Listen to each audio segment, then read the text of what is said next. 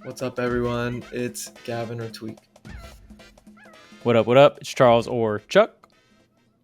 And you got Matt or Haz coming in here, guys. Tweek Talks. Good to be back, everyone. Sorry I missed last week. I was not feeling very well, and also we're late this week, so I think we're just kind of all over the place. And Marcus isn't here, which like triple sucks, so we're a little bit of a triple threat here, but it's good to see y'all. Good to see you, Gavin. Good to see you, Charles. What's going on, guys? How you doing, Charles? I'm doing good. We had a lot of cool Smash to watch. Kaguribi still pretty crazy to think about just in general. And then, yeah, just pretty much chilling, going through the motions. What about you, Big Gav? Doing all right. Been streaming a lot, preparing for GOML and all that stuff. Doing pretty good. Has he? Hell yeah. Well, it's been a few weeks since I've been here, which Are you feeling better at least? So much better, dude. It was awful. I got one of those like spring colds or whatever, and it was just I'm such a baby when I get sick too. I don't know what it is, but I just like can't. It's like very minor inconveniences, and I just can't handle it. Like I'm just not. I don't know, dude. It is what it is, but I'm good now. I've been playing a lot of Pokerogue, and I'm trying to get both of you to play it, and neither of you are biting for some reason. That shit is incredible. By the way, I'm just saying, like that's We are like super Yu-Gi-Oh. Yeah, right now. Like Yu-Gi-Oh. Bro. Just telling you, you play it once, it's over. Like it's just over, dude. It is so fucking fun. It is so fucking fun. But either way, yeah, everything's been good. Like you said, Charles, great Smash to watch this weekend. Had a really good time doing that. The Celtics are doing well in the playoffs. That's a W, and the Yankees are one of the best teams in baseball right now. I'm doing pretty damn well actually. When everything, when you put it that way, Charles. Thanks for asking. Haz is up right now. Which is, dude, I hate to say it because the second you're riding high, that's when you're ready to crash. You know what I'm saying? Get ready for the drop. It's coming. It's like a roller coaster. Get ready. We had a good time. I had a good time watching Low Tide City, the last of its kind, if I'm not mistaken. I think it was the last Low Tide City that's going to be happening ever, if I'm not mistaken. And then I rebrand, to my knowledge. I think because there's so many tournaments called LTC, like the you know what I mean. That's right. And they're all cities, right? It's usually like the C is always a city, low tier city, low tide city. Come on, why not county or country? Come on, low tide country, right? Town, no, because then it's not the C anymore, Charles. Low town city. Is that what you meant? And then so low tide city was great, and we're going to talk about that bracket a little bit. Some of my goats came out of the works there, which is super cool. And then GOML's this weekend, and GOML, I always say it is one of my favorite tournaments every year. I haven't been in a little while. Mostly because it is the same weekend as my wedding, or it was until now. So now I might be starting to think about going again. But I love GOML. Max and Joe put on an amazing show every year. This year it is super stacked, so we'll be going through that bracket a little bit. And I also want to talk about Momo because the three of us will be at MomoCon, and I feel like it's been a while since the three of us have been at a tournament together. I feel like it's been like a mix and match of two of us, but like never three all at once. So.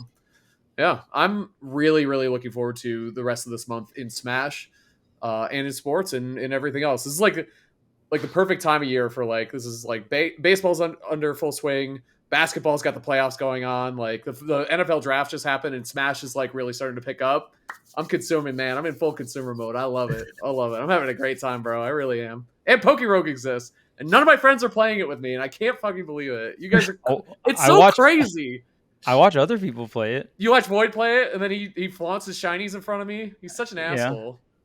Well, I've watched you play it in the Discord too. I just like watching my friends play it. So it's like Gavin.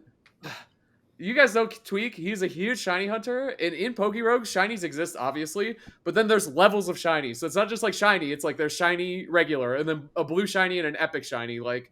And they actually help you in the game. Like, it's actually better to have shinies. Like, shiny hunting in that game is cracked, dude. It's I still have so much to do in actual Pokemon games. This is actual Pokemon. This is it. Like, this is officially Pokemon now. Everything else is over. Pokemon is peaked. Pokemon is officially peaked. Honestly, dude, if they don't steal this idea, they're snoozing.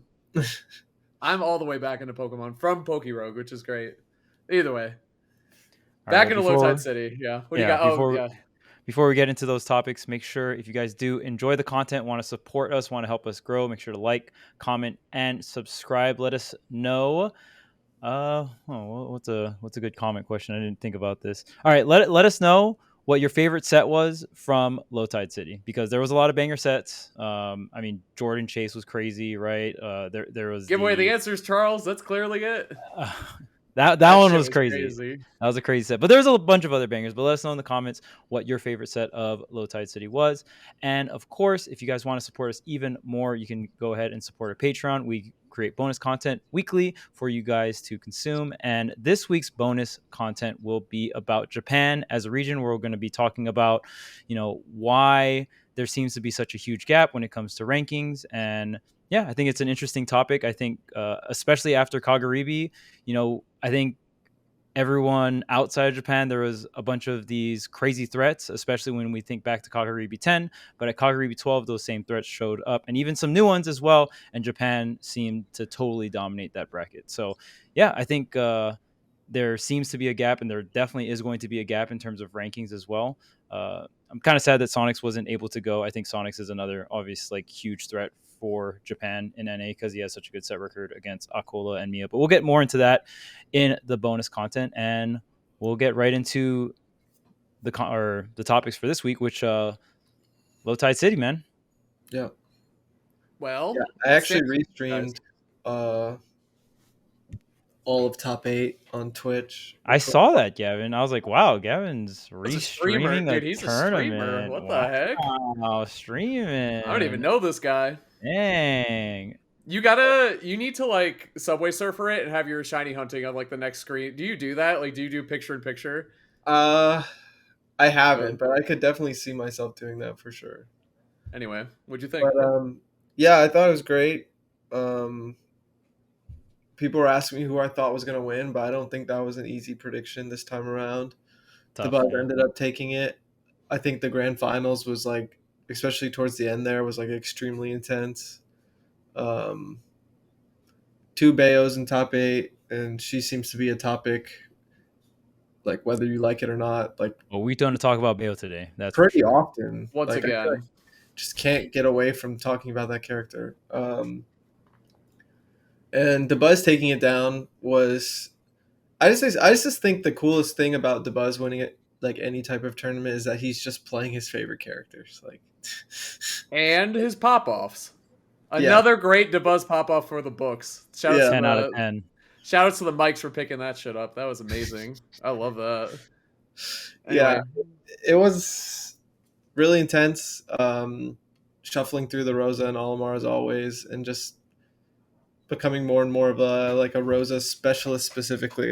There's some tournaments where he just plays mostly Rosa. So, but yeah, Lima and Geist playing Bayo, Mudace in there always. I guess Shattuck having a bit of an underperformance was a big topic of this one.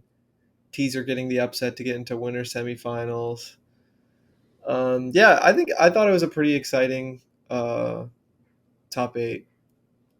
Teaser as well beating Chase in winners, and I feel like it's been a while since we've seen Teaser, and the casters were saying that he soft retired for a little bit. I definitely haven't seen Teaser play in a while, but that Samus is still super nice. 3-0 over Chase in winners, and then beating Shattuck. I don't know if you guys watched this set. I watched it live, but that game 5, very close. Yeah. I thought, oh my god, when Corrin's floating in that distance between jumping where pin can hit, and if Samus throws out a projectile, you're dead. I feel like that situation was happening so much, specifically in that set, in that game 5, and I was just every time anything happened, I'm like, oh my god, either of these players can win or lose. So shout out to Teaser for winning the tournament. I'm a Teaser fan. Happy to see him come back in a big way.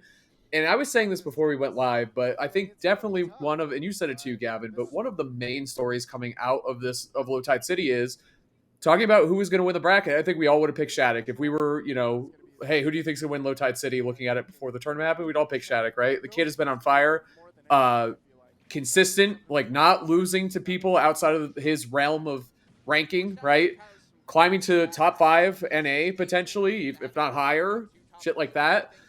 And never, obviously, I'm a Shattuck fan. I'm a Daddick fan. The whole fam, right? They're all great. Don't want to see him lose, but I am excited that he now has an opportunity to bounce back after a couple of tough losses, right? Geist, great player, tough matchup for Corrin and Shattuck specifically. I think Shattuck is like 14-4 or something against Lima. Like it's like a really tough, or sorry, other way around, 4-14. So four wins total lifetime. Did get the win at Collision, which I think was a game 5-2, super tight. So obviously Shattuck knows the matchup well. So shout out to Geist for winning that. Geist, very, very, very talented player. Good set against Atata too, who also had a pretty good tournament, 9th place. Like that's the thing I like about tournaments like this, like LTC. Like it gives the spotlights to players that we don't get to see super often get further in those brackets too, which is because Atata's great, Geist is great, Kobe got 9th place. Like it was really, really good runs from a lot of really great players. So in a way, like this tournament didn't have like, A tier or S tier star power. It had close to it. Obviously, there were a lot of like home names in the mix, but like not as many as you'd see at like a conventional major. And I kind of love that. Like I had so much fun watching all these players play really good, really, really good ultimate and do really well. And that's what happens in these brackets. You get someone like Tizu who steps up and has a really good weekend and takes out 2 of the biggest threats to the top 8 or to even win the tournament in Shattuck. So I'm back to my thoughts on Shattuck. I'm very excited to see what he does in the bounce back because he has been kind of what I said before the podcast started. I didn't mean it, but like upwards trends all the way. Eventually, you got to go down just a little bit. But I'm excited to see what Shattuck's made of because I'm pretty sure he's going to bounce back in a really strong way. I still have a lot of faith in the kid. He just ran into 2 really, really good players and 2 tough matchups for his character and lost in tight sets. It is what it is. It's bound to happen if you're a top player in Ultimate. In a way, I was like, he's truly like a top 5 threat now because like now he's had like a tough performance in Ultimate, which is going to happen. The game of Ultimate inconsistencies that he's going to need to bounce back from. So I'm excited to see what he does with it is the main thought I had after watching him lose. My thoughts on it, I was actually really impressed. From my viewer perspective, it looked like Shattuck was very calm and collected regardless of like the pressure and the close losses and like performing below his seed or whatever like that. I thought he looked very composed. And I think that's very admirable and a very good sign for the future. So I think everything you said is fantastic, Kaz. I guess I would just add that point to it. So I thought that was just a good sign that this slump is most likely not going to last very long. It's crazy that he got two bad losses. We call it a slump. That's just how like a tribute to how consistent he's been, like how good he has been since January, basically, if not a little bit earlier than that. So it's crazy. Yeah, because the thing that amazes me about Shattuck's like upward trend is how steep the upward trend was. Because we would see Shattuck, get 9th, get 7th in that area, right? And then there was a phase where he was constantly getting into these top 8s via like 7th place, and then all of a sudden, just like a crazy spike upwards to the point where you're getting wins on Mia, Sonic, stuff like that, right? Like really, really, essentially top 4 players, top 2 players in the world, right? And even taking some tournaments over them. So the spike, it's crazy to me because it was like, okay, 9th to 7th, and then all of a sudden it's like, oh, whoa, you're getting into like these top 4s, top 3s, getting these huge wins on these really, really high ranked players. So after that crazy trajectory upward, and even to the point where Light has even said that he thinks that Shattuck is the best player in the US, which is a crazy jump. And I mean, he said that like 1 or 2 weeks ago. But in terms of how long Shattuck has been consistent, I'm not too surprised. I think it's still a debatable topic. I think it's pretty close. I think the top 3 in the US are Tweek, Light, and Shattuck in no specific order, but you can kind of juggle those 3 around, right? And just kind of depends on when in the timeline you're looking. So it's an interesting topic, and we'll see. And I think for this tournament, Shattuck was first seed. I wouldn't be surprised if he was first seed. So now Shattuck's in the spot of, like Kaz was saying, he was the underdog before, coming up and like turning a lot of heads, getting a lot of results. Like, whoa, man, Shattuck got the win on this player or this player, right? But now Shattuck is on the other side where it's like, oh, well, Shattuck should win this. And I think that's a very different mentality. And I'd love to hear Gavin's thought about that, because, I mean, what was the difference when you were coming up in Smash 4 and the feeling of being the underdog and getting the win, and then when you're like solidified as an upper echelon player? Is there a shift? Is there a jump? Does it not really matter to you? I'd love to hear your thoughts. Well, when I was younger and I was like starting to go to a lot of tournaments and getting better really quickly and like starting to get ranked high and like all that stuff, getting some good wins, like 9 times out of 10 when those like type of things would happen. Like people would be excited for it because it was new.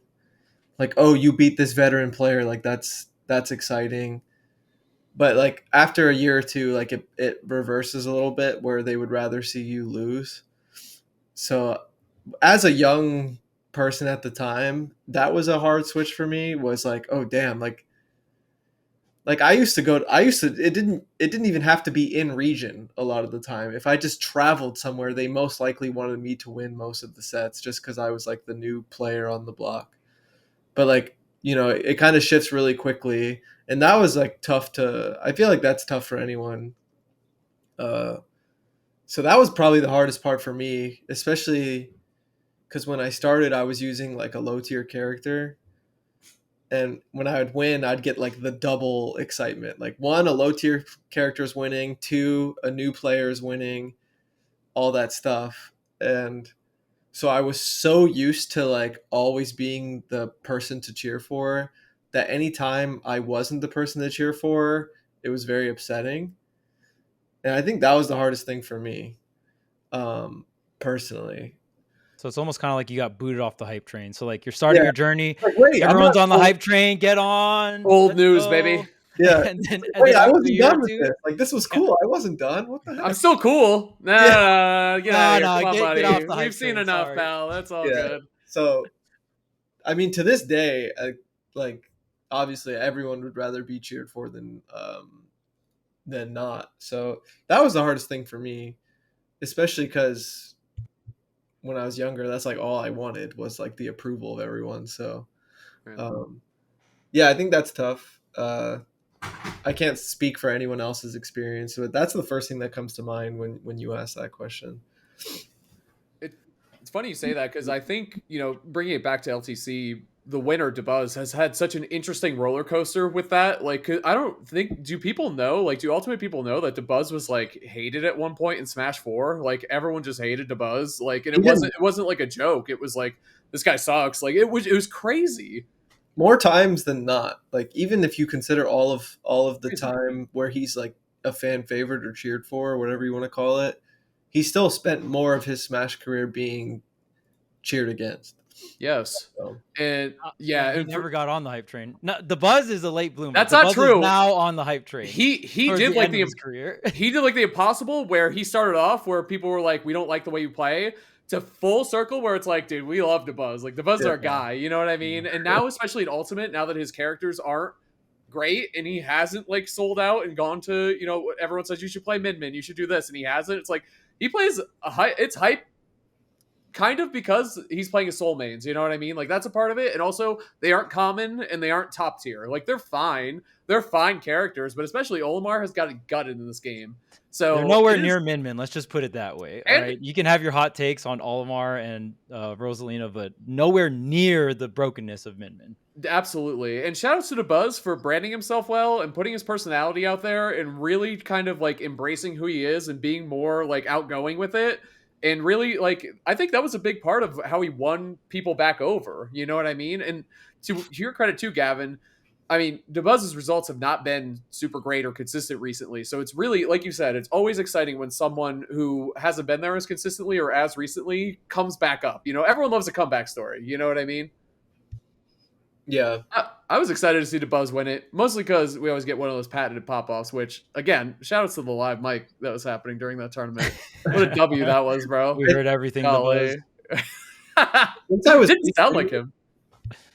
Since I was restreaming it, it was like I had predictions from the Twitch chat, and I actually had a lot of viewers thinking Dabuz was going to win by the time top 8 rolled around, and it did happen. So shout outs to them, and also it's pretty rare for a tournament for someone to expect Dabuz to come out on top.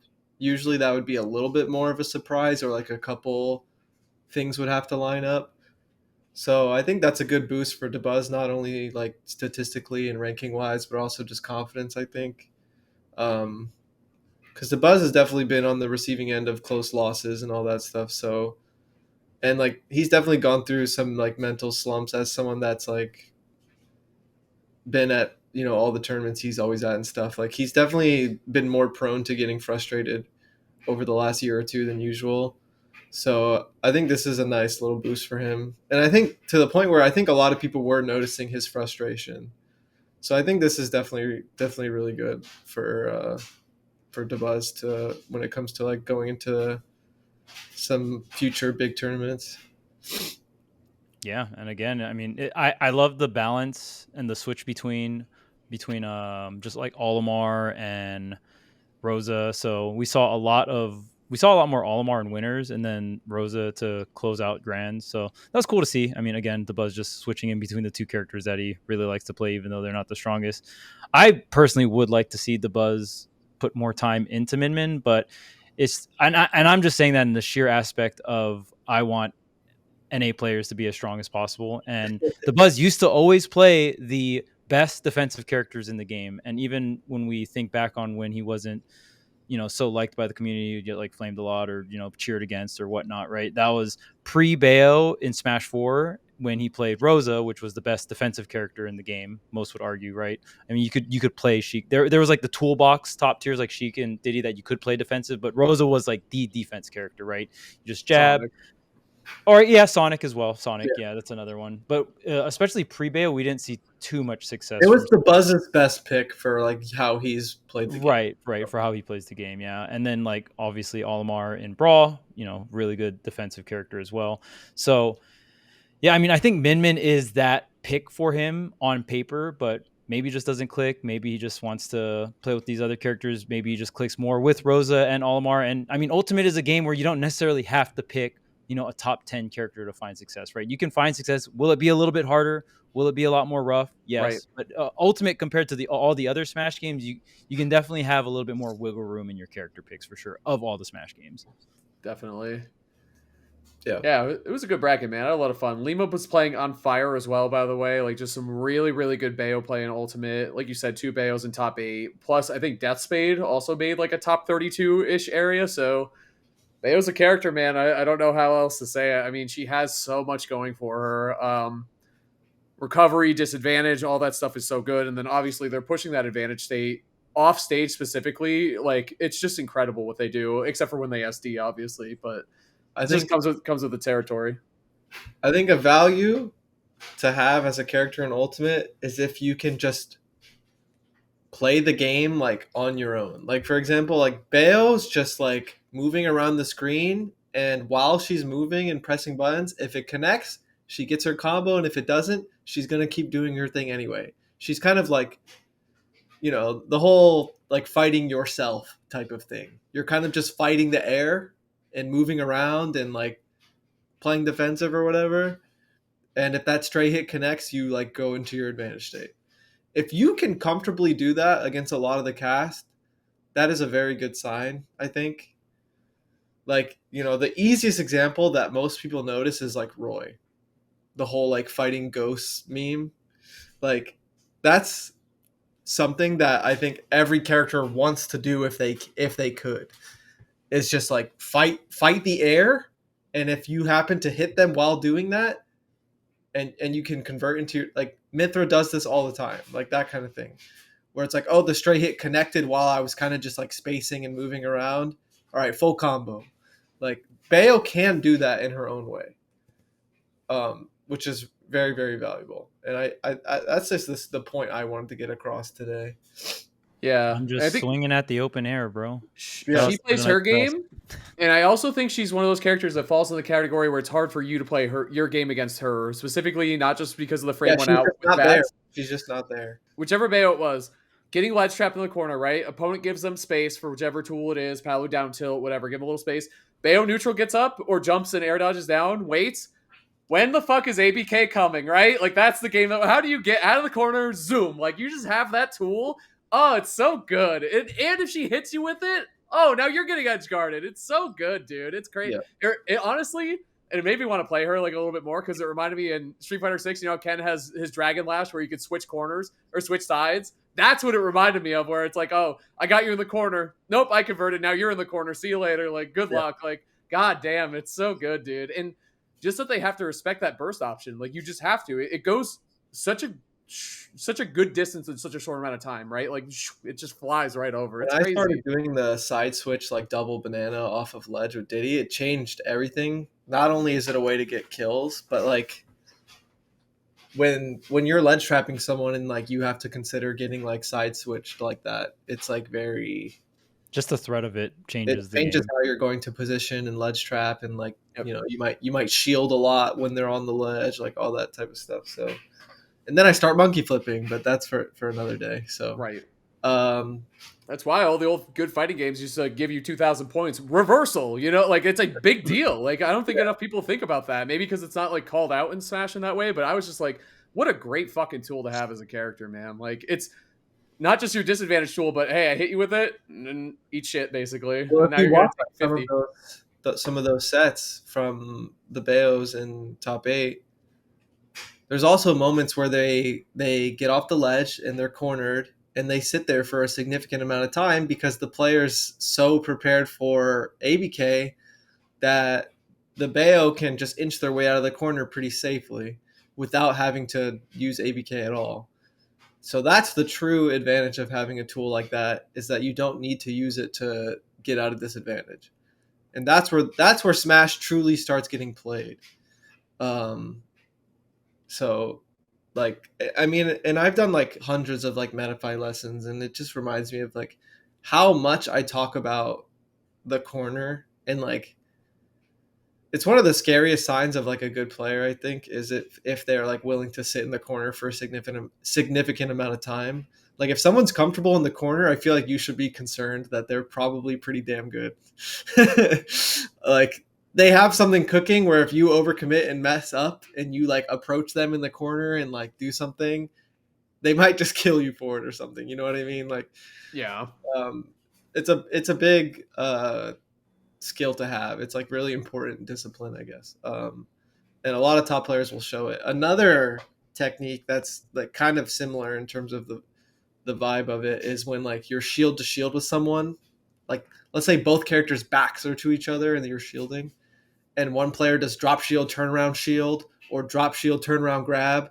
Like that's like, oh snap, this person is playing Smash. He's conscious. Like Dude. this person is thinking, and they're thinking smartly. They're not That- just smashing there. You know what that reminds me of is how, and I know you guys probably talked about it last week when I was in here, but how Spargo lost to the Japanese DK player because he preemptively had turned around before to get that grab in that position. Yeah. It's just like that is like true. You are thinking several steps ahead type shit, and you're not just mashing your good buttons. Like that is. And when you see someone who plays like specifically like DK, but also like a lifestyle character that is fucking thinking too, it's like, oh no, like this is such a dangerous combination, The dude. best part, dude. Yes, Like, that's just crazy. out, right? I play DK, but I'm good at the game. Yeah, exactly. Oh shit! That's just mind blowing. When you play against a DK and they know what they're doing, or any like whatever, name whichever type character fits in there. It's like, oh fuck, like now I got it. Now I have to be scared, right? And then there's the fear factor that plays into it. So it's not just they're good. Now I'm scared. Now there's mental warfare going on too because I don't want to get fucking. This guy's grabbed me 8 times. He's gonna do it again. Then he just up-Bs you and kills you. All right, I'm gonna shield in the middle of the stage. This DK is just gonna dash hack my shield. Wait, why hasn't the dash attack happened? What? Or playing against a Wario player and they have WAP, but they're good. Uh-oh. Right there. They just beat you without using the waft because you're so scared of the waft. Another thing that's crazy about Bayo is just her disadvantage. I think when I watch like Tommy P versus Mia and I see Mia having to not bacon at ledge, or there's just like clear counterplay and Tommy P's like getting back on a stage because like, all right, you're going to autopilot bacon, sick. Like I'm just going to drop witch twist, clank the bacon. From there, I can double jump ABK or maybe just like ABK right off the rip. The fact that ABK crosses up shield and has practically no startup, like very low startup. And if you think if there's any Smash 4 vets listening, it's very similar to Fox Illusion from ledge, right? It's a special move that has a ton of mobility, not too much startup, crosses up shield so you can punish defensive play at shield, like shield at ledge with a positioning reversal, right? Things like that are so powerful. just like ledge drop witch twist to clank out things like bacon or item ledge trapping. Ledge trapping with items is a very big deal nowadays, right? Unless obviously there's some transcendent items like banana, but still things like turnip or rob gyro or Game & Watch neutral B, when you can clank out these things from ledge and then have the threat of ABK, which is also a combo starter, that is such a big deal. You also have bats for juggles. You have bats for like just having a frame one out in general. This character has it's such a well-rounded toolbox character, and I think it took a while for the Bayo community or the Bayo players to learn this character, because whenever you have a toolbox character, your options are so wide and it's just so much harder to play these toolbox characters rather than a character that's a little bit more, I'll say streamlined, right? Like Game Watch. Okay, Nair, back air, bacon at ledge, like all of your strategies are very strong 80 to 90% of the time if you do X flowchart, right? But these toolbox characters like Wolf, like your Diddies, like your Bayonettas, right? They have a lot of different options in a lot of different scenarios, right? And I'll even throw Fox in the streamline category where it's like, okay, get him on platform. Like realistically, what do you want as Fox? Is just up air.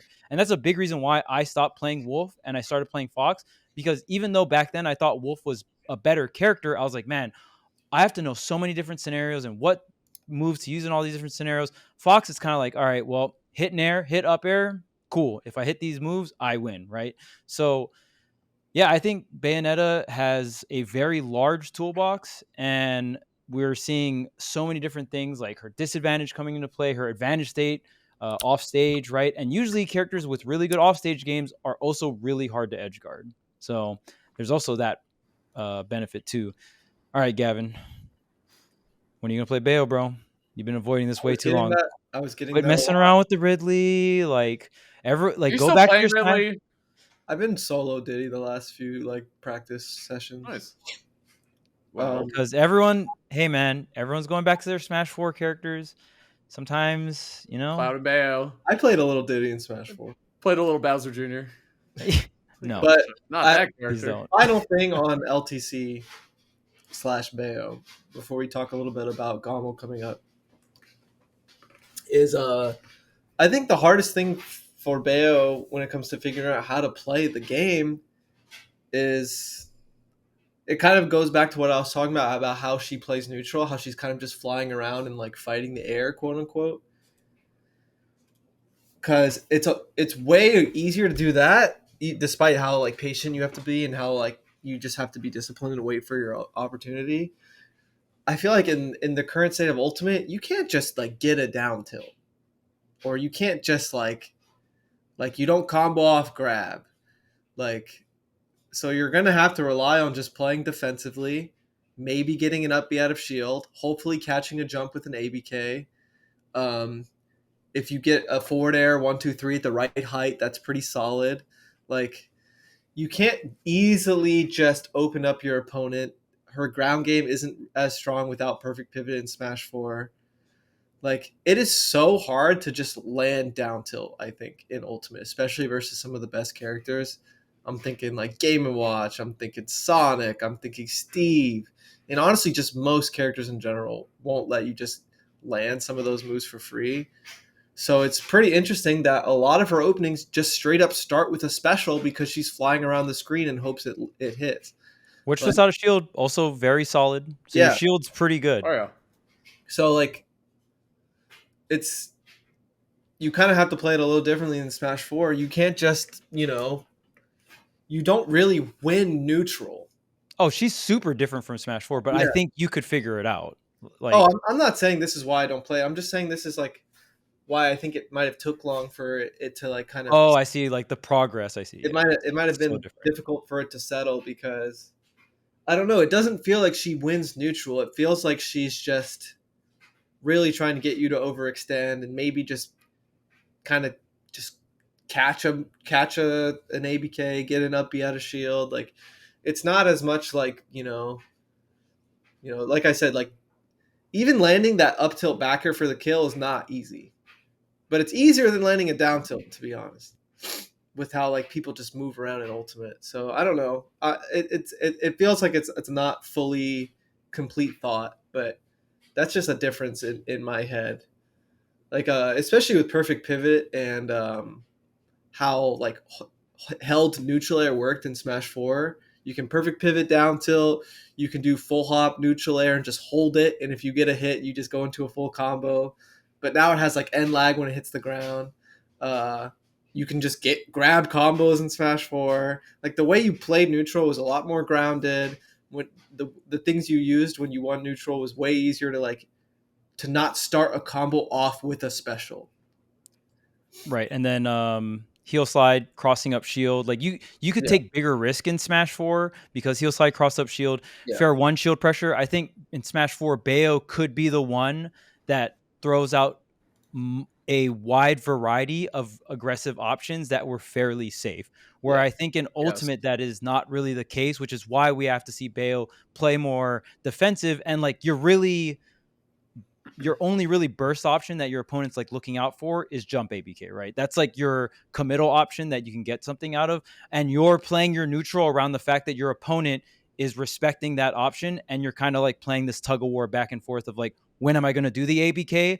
And when are you going to try to like extend out to overshoot me? And then maybe I can catch you, something along those lines. And now too, what you see from a lot of Bayos is they go for the ABK or they go for the witch twist and they whiff. And so to bypass the time that the recovery frames on the special moves, they go to ledge, you know, which is saying a lot because you rather go to ledge than be full of lag and landing on the stage, you know what I mean? And then she's like, I think that's why they got so comfortable in the corner too, partially because her kit allows for it, but also it's a part of her game plan. Because if you whiff ABK, you don't want to be going back at them, because if you whiff another special, she's a light character still, she does die early. Plus, I think a lot of what you guys are saying is tied to her risk reward in Smash 4 was so fucking stupid. It was so good. Witch time was way better. Opponents need to watch out for it. If you legitimately get witch time at 0, you're probably dead against a good Bayo. Like probably, if not really close to dead, or taking a ton of damage. So I think her risk reward was just, and to what Charles was saying too, her risk was lower too because of things like fair one bouncing off of shield into option right afterwards. Another fair could happen, or fastball grab, you know, like so many other things. She was really fucking fun in Smash 4. Very, very broken, but very fun. But like you guys said, it's the adjustments of how she changed between the two games. Plus, she's not as strong as she was in Smash 4. That risk reward definitely is a huge factor. So she's a fun character. Like, she's really interesting, I think, in Ultimate. I think she's had a really good redemption arc overall as a character that people, obviously in Smash 4, by the end of Smash 4, everyone was sick of her shit. But now it's like, you know what? Pretty cool with Bayo now, actually. It's fine. I think she's one of the most funnest characters to watch. I see a lot of people not a fan of Bayo still. But really? That is insane. Yeah. There's a bit of a compromise we had to make in Ultimate. So in Smash 4, like Haz just said, you had the forward air 1 bounce on shield. And if ABK hit a shield, you would still get access to a second ABK.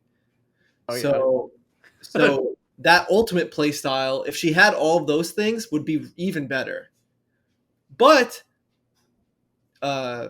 something that's nice is ABK with a jump and directional air dodge is surprisingly good enough in Ultimate to be fine. And they've gotten really creative, so they have jump air dodge, and they have been getting really good with footstool too, especially Lima. So it's surprisingly fine, whereas at the start of Ultimate, that situation would feel really, really gross as a Bayo player if you like ABK to shield and you're trying to escape.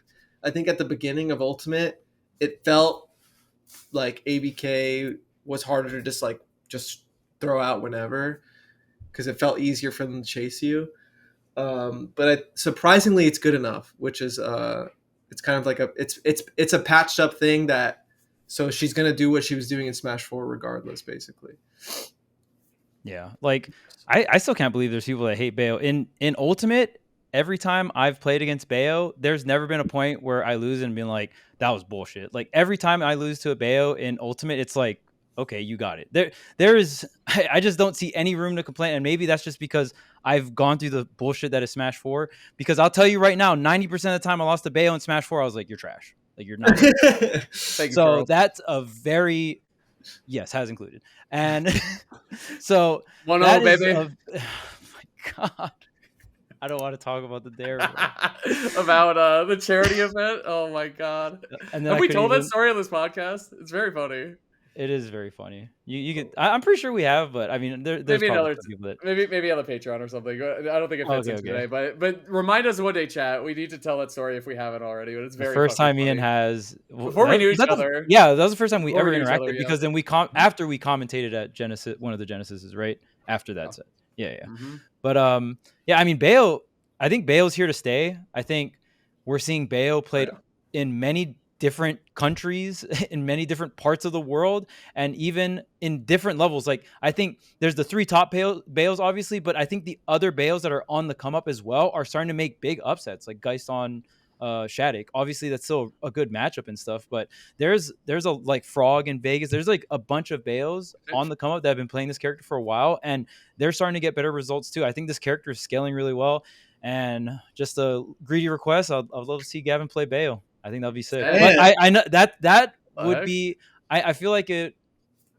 I don't know if you would want to dive into it because I don't know how hard it is for you to like separate the Smash 4 part of your brain to the Ultimate part. I know you said like that's one of the things that's hard for you to when you play Cloud because there's like really big aspects of Cloud in Smash 4 that didn't carry over to Ultimate, like the grab probably being the biggest one.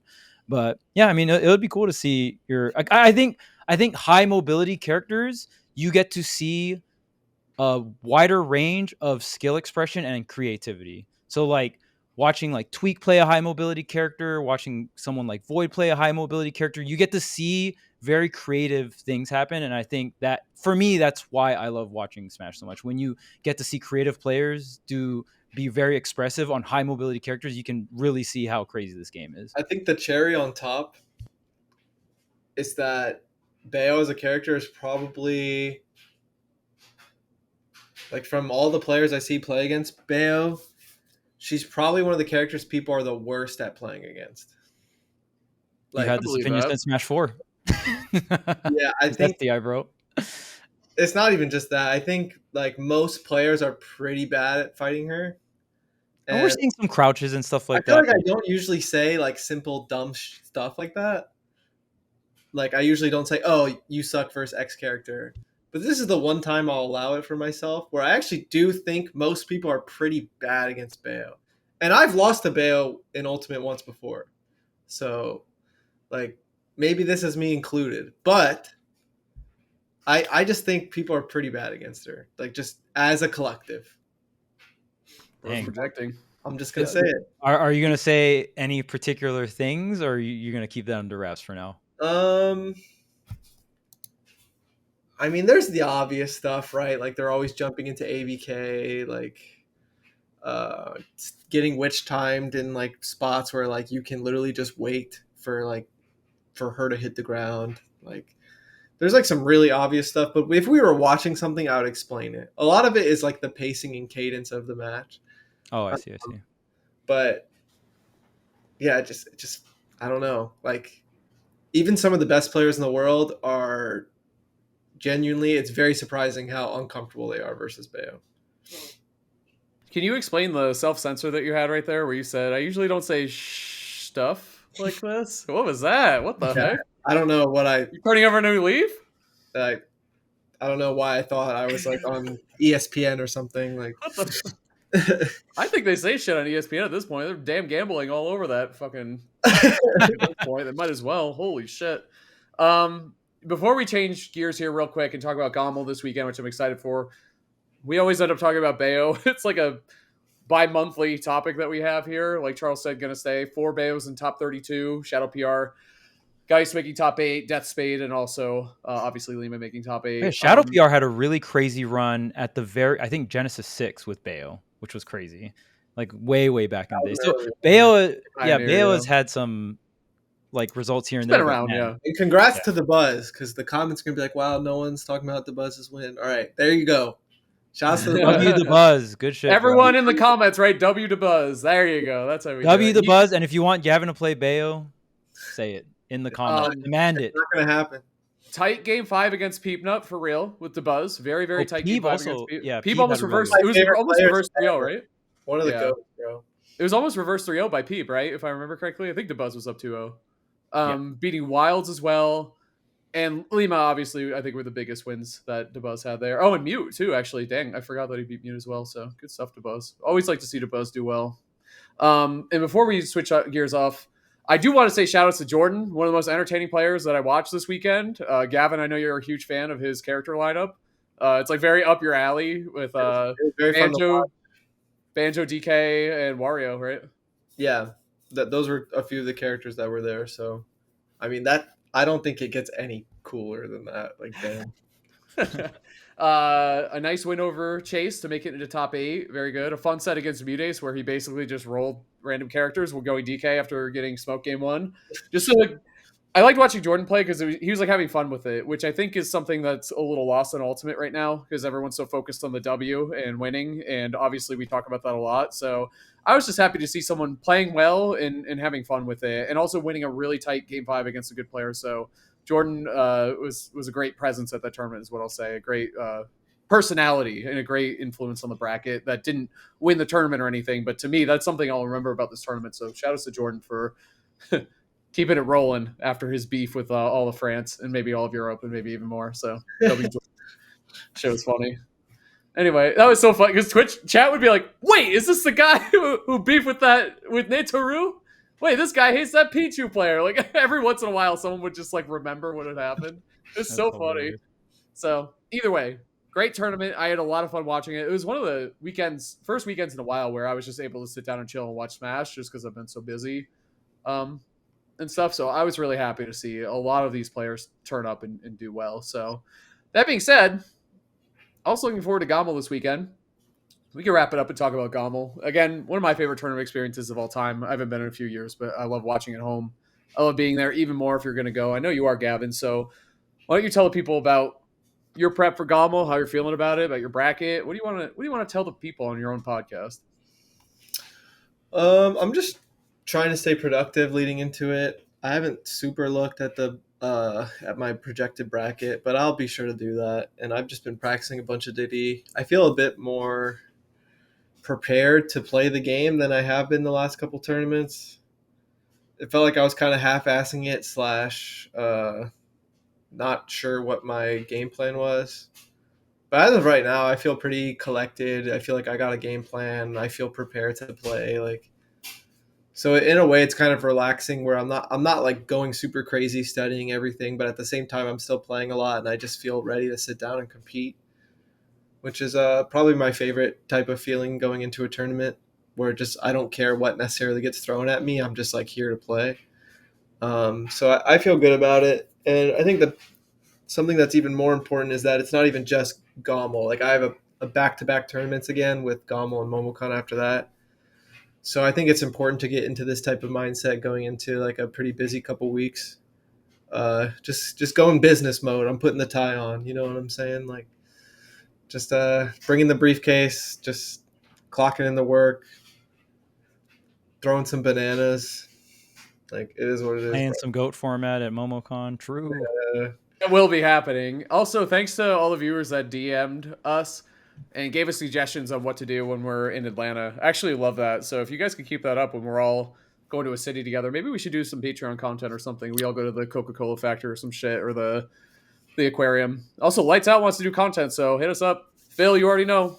We got to do something fun. The whole squad's going to be. I cannot fucking wait for Momo, and I can't wait for GOML this weekend. GOML 2, I tweeted about it, but damn, the bracket is looking super good too. Sonics, Cola, Riddles, Light, Siski, Leo, a lot of Japan, including Jagabu is going to be there, who I like to watch, obviously.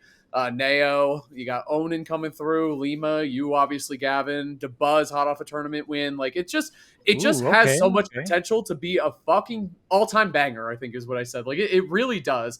Beast Mode Paul is like seeded to get like top 32 loser side, which is nuts because he's someone that can make top 8 winner side if he gets a good bracket or plays well that day or a little bit of both. So you never know, dude. Jackal's going to be there. Cosmos has been playing well recently. Like, there's just a lot of fucking really, really, really, really good potential as a viewer for this tournament. So I'm fucking excited is what I'll say about it.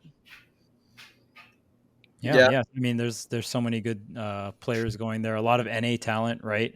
And then we got some Europe coming through, some Japan. I think a pretty good balance. So really excited to see. Yep. We'll see if Sonics can get the 2-peat. I mean, I know Sonics has been struggling to close out tournaments, but he hasn't been struggling to get in that top 2, right? So I think like it's a good problem to have. Is it a problem? Yes. Is it a good problem? Yes. So It's definitely worse problems to have, that's for sure. yeah. And Shattuck, like I said before, great opportunity to see what the kid's made of, and I'm sure he's going to do well. That'd be my guess. I'm very excited to see what he does at GOML this weekend. Really, really, really good opportunities for him. He's seeded into Kaninabe and Meister on winner's side, so we'll see what happens. Kaninabe too this tournament. Yeah, I'm telling you, this tournament is going for sure. Like, I'm very, very excited. A lot of great names in this bracket, so I don't know. Anything else y'all want to talk about? I'm just excited to watch Gavin play this weekend along with everyone else. My man Light also coming in hot after a tournament W, right? I think a lot so Light and Tweek are going to be both at GOML and Momo. Nice. I think so. All right. I think NA is also just in this mode where like we just want to catch up. And finally. I mean, like it feels like more of a collective. Like over the last few months, I think we've been chatting with each other to try to like come up with a game plan, just like as a collective. But how do we defeat Game and Watch and Steve? I feel like I'm like kind of like indirectly in that mode too, where I'm just practicing grinding. Like it's not like I feel like I'm doing it to catch up. But I guess it indirectly kind of lines up with everyone. I feel like everyone, like, it's not even about like beating each other necessarily, where it's more so like a lot of these NA players want to just all of us to improve collectively so we can just like keep up and stop getting embarrassed, you know? Yeah, jokes aside, obviously, that's amazing to hear. I think though, like that's what it takes, right? Like you need to be that was Japan and EU for a long time. How do we prove ourselves? Like we only have so many opportunities a year. How do we make the best of them? How do we make it work? And now it's kind of flipped a little bit where it's like, dude, what do we got in the tank here, boys? What are we gonna do? Who's gonna come through? Who's in the group chat, Gavin? You don't have to leak it, just who you been talking to? I mean, this mostly comes from like it feels like Cosmos is like practicing a lot and he wants to see NA specifically do well. I've been playing a lot with Cosmos and there was like another group chat that was made and I've seen them communicate with each other. I haven't really been as much of a part of it because I wasn't at a lot of the tournaments they were at. But like, there was like Zamba and Cola and Cosmos, like people like that. I think the cool thing about especially some of the younger players that are still up and coming in NA, they still want to see the rest of NA do well. Like, I think they have good heads on their shoulders. So, yeah, Void's been grinding with Cosmos as well, so that's always been cool to see that Void's kind of like streaming more. I don't know if Void will end up going to more tournaments and stuff, but at least like Void is down to help Team NA grind more, so that's cool. Yeah, Void Rob, bro, he got matched up by Ice Climbers one too many times. Send Rob, it's time. Yes, he be spamming Nair regrab gyro, and he's like, if I hit it though, they're dead. Best gamer on the planet, right? This guy's a genius. Damn, I must be a genius. Damn. Well, yeah, I guess that about wraps it up. We're going to get into the Patreon content. We actually have a really nice question to answer on the Patreon, along with we're going to be talking about just like the skill level of Ultimate players in general. So, yeah, thank you so much for watching. Have a good one.